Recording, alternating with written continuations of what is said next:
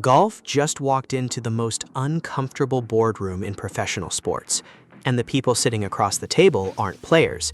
They're not TV executives. They're not Saudi officials or bankruptcy lawyers or tour commissioners.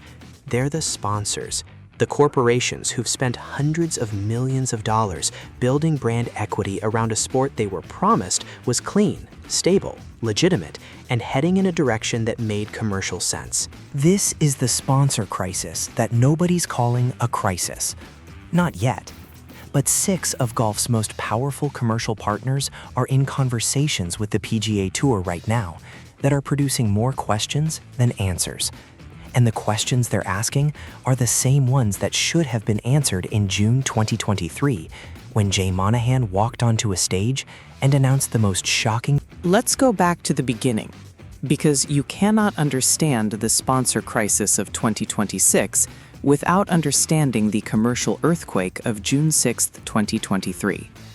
That Tuesday morning, Jay Monahan, the same PGA Tour commissioner who had spent 12 months publicly comparing LIV Golf to a Saudi sports washing operation, who had made the moral argument for staying with the tour. The PGA Tour players were blindsided by news of the merger, calling a players' meeting to get details of a deal that many only learned about on Twitter or a later email. But the players weren't the only ones blindsided. Sponsors were likewise slow to make statements or decisions, waiting to see how the deal would be structured and how the regulatory process would go. The commercial partners who'd spent years writing checks based on the tour's moral positioning were suddenly asked to process a complete reversal of that positioning in real time, without warning, without preparation, without a single conversation from tour leadership that said, "Here's where we're going, here's why, here's what it means for your brand." The commercial partners who'd spent years writing checks based on the tour's moral positioning were suddenly asked to process a complete reversal of that positioning in real time, without warning, without preparation, without a single conversation from tour leadership that said, "Here's where we're going, here's why, here's what it means for your brand." Let's be specific about what that moral positioning actually was. In the 18 months before June 6, 2023, Monahan had built the PGA Tour's entire commercial narrative around a single powerful idea.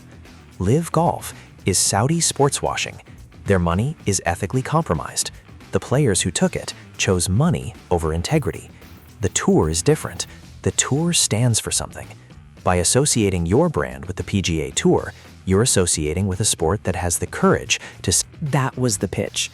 To FedEx, to Comcast, to Rolex, to NetJets, to every corporate partner who renewed a sponsorship between 2022 and May 2023. The tour used its moral positioning as a commercial asset. And then on June 6th, that asset evaporated in a press release. Players called on Monahan to resign.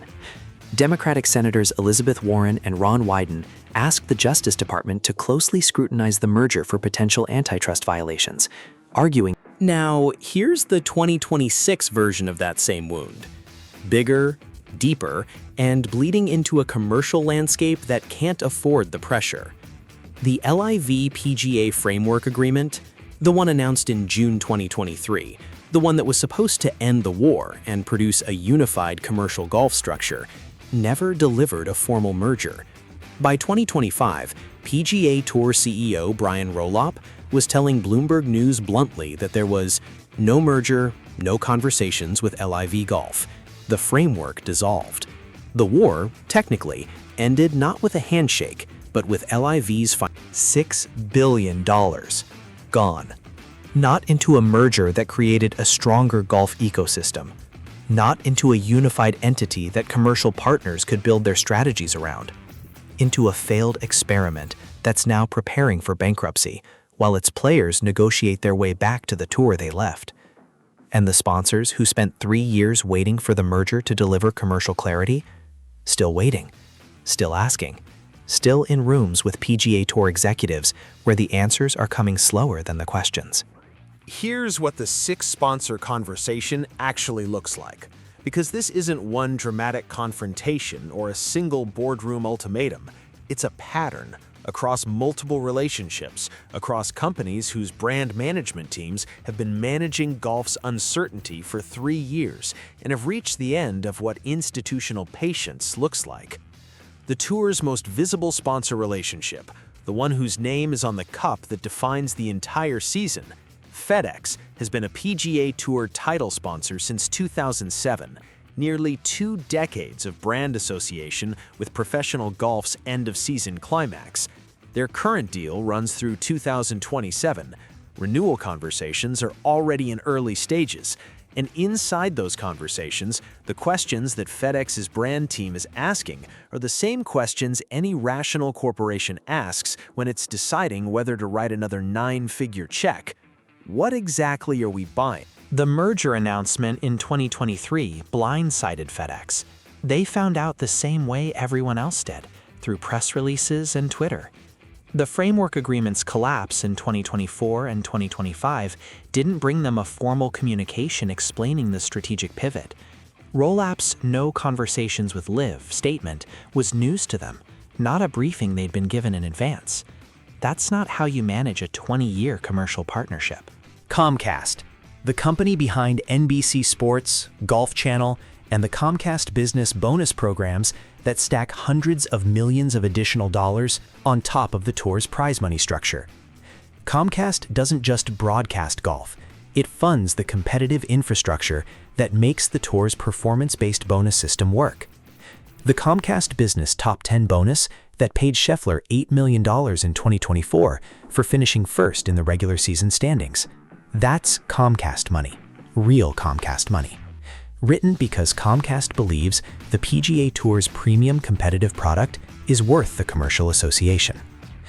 When the merger was announced in June 2023, Comcast's Golf Channel analysts didn't know it was coming. Their production teams found out when the rest of the world did. The network that airs tour events 200 days a year was blindsided by the biggest institutional news in the sport it covers. And the 2-tier restructuring announced in June 2026, which changes the entire competitive structure of the game Comcast is broadcasting, which shifts which events carry which fields, and therefore which broadcasts carry which commercial weight, was communicated through press releases rather than strategic partnership conversations. Comcast is watching. Their lawyers are calculating. Their brand management teams are asking the question that all broadcast-adjacent sponsors eventually ask: are we buying what we think we're buying? Here's the Department of Justice piece that makes this entire sponsor conversation infinitely more complicated. Because it's not just about the merger that died, it's about what the DOJ found while investigating the merger that was supposed to live. The DOJ has the authority to sue over what it regards as violations of antitrust and other laws, and to seek injunctions from federal judges that would stop formation of a new venture. The DOJ's antitrust division was already probing the legal ramifications of competition for pro golfers. That investigation started in 2022 when LIV Golf launched and the PGA Tour responded with player suspensions and sponsor pressure. LIV claimed it had to overpay to lure players to its league. A London-based PGA Tour executive used illegal. Those allegations were never formally adjudicated. The merger announcement in June 2023 was in part a mechanism to eliminate the antitrust lawsuit that was producing those depositions. The framework agreement got rid of the lawsuits. That was key. By making peace with LIV, the tour made the most dangerous legal threat to its institutional structure disappear. But the DOJ's investigation didn't disappear with it. The DOJ's investigation does not have a timeline. It could last years, during which it would cast a shadow over how the 3 leagues finalized the deal and secured its approval. And now, with the merger dead and LIV collapsing, the DOJ's interest in the PGA Tour's competitive behavior during the 2022-2024 period doesn't evaporate just because 6 major sponsors are asking the PGA Tour, what's your DOJ exposure? What did your executives do to suppress LIV's broadcast relationships?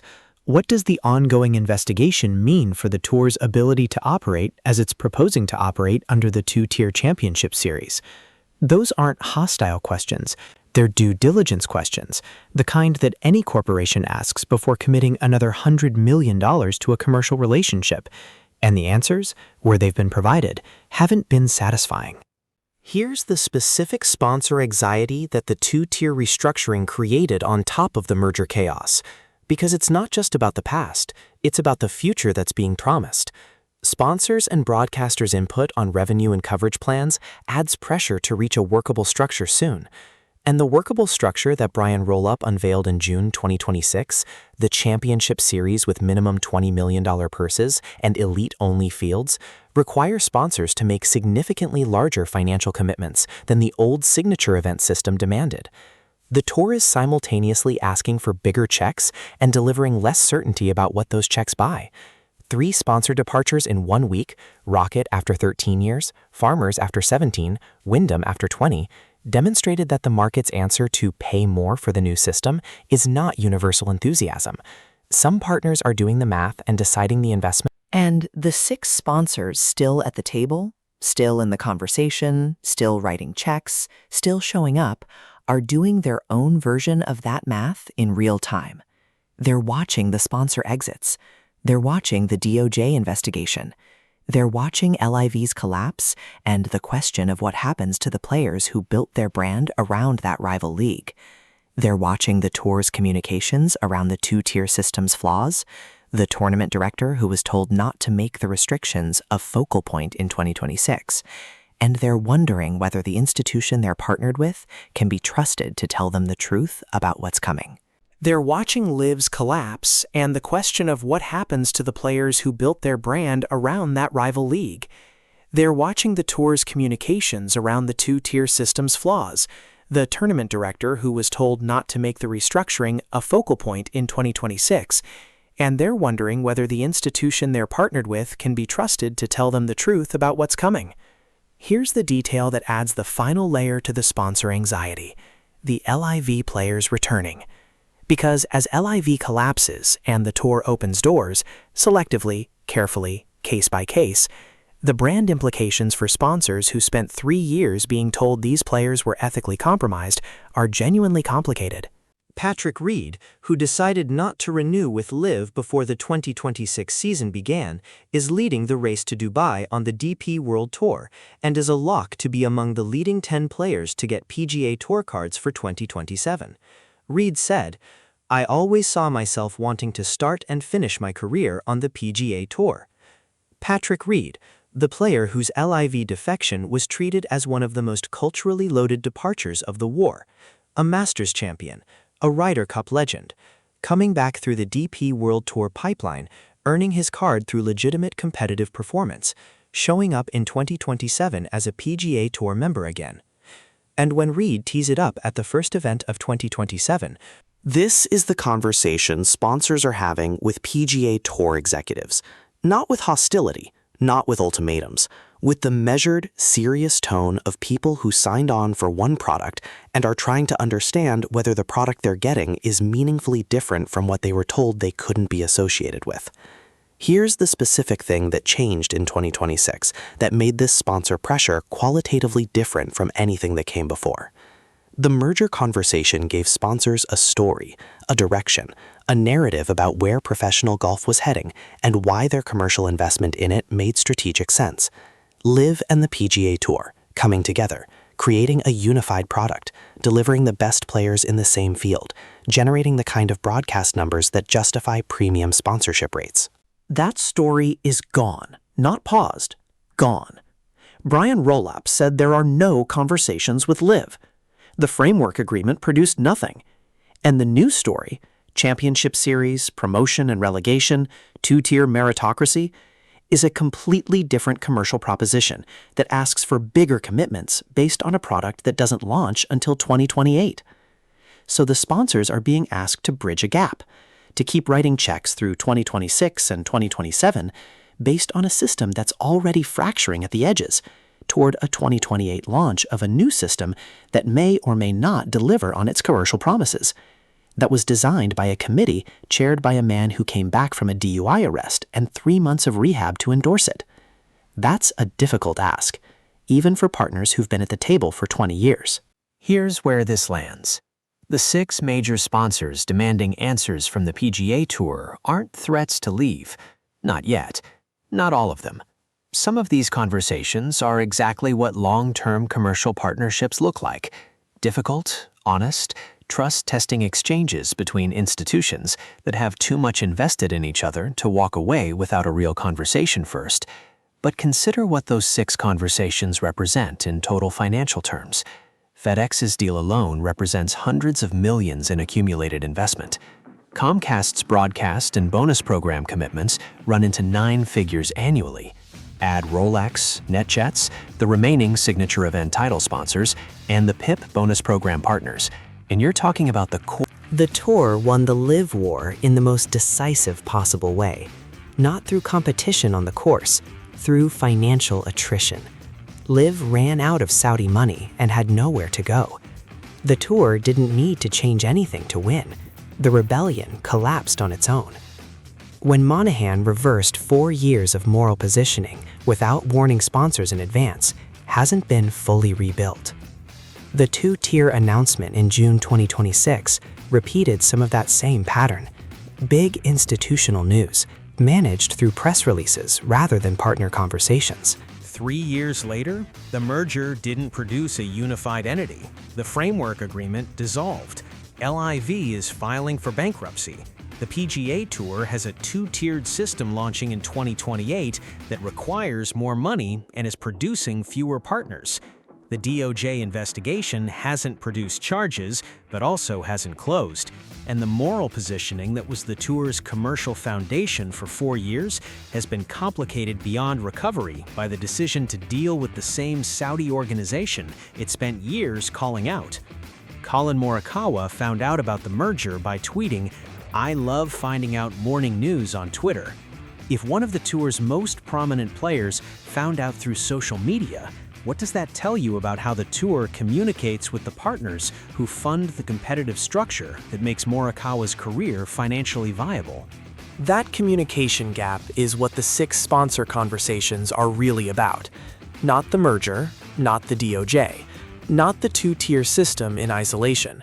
The gap between what the PGA Tour says it values in its commercial relationships and how it actually behaves when institutional decisions are being made.